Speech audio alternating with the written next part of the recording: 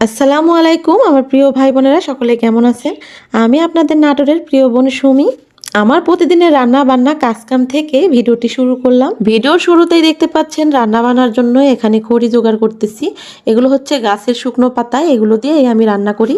আর এখনই তো পানি আনলাম রান্না করার জন্যই, দুপুরে রান্নার জন্যই সব কিছু রেডি করে নিচ্ছি।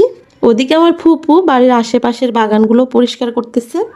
আজকে কি কি রান্না করব সেটা আমার ভিডিওর সঙ্গে থাকলেই দেখতে পাবেন। আর যে সকল ভাই বোনেরা আমার ভিডিওটি দেখতেছেন একটি লাইক দেননি, অবশ্যই একটি লাইক দিয়ে আমার পুরো ভিডিওটির সঙ্গে থাকবেন। দুইটা তরকারি রান্না করব, ধুন্দল দিয়ে শুটকি মাছ দিয়ে রান্না করব। আর আরেকটি রান্না করব শুটকি মাছের বালাচাও। শুটকি মাছের বালাচাও খেতে কতটা যে ভালো লাগে যারা খেয়েছেন তারা অবশ্যই জানেন। আর এটা অনেক দিন পর্যন্ত বানিয়ে রেখে খাওয়া যায়। আপনারা তো জানেন যারা আমার ভিডিওতে দেখছেন যে এই শুটকি মাছগুলো কিন্তু আমার আব্বা কক্সবাজার থেকে আনছিল।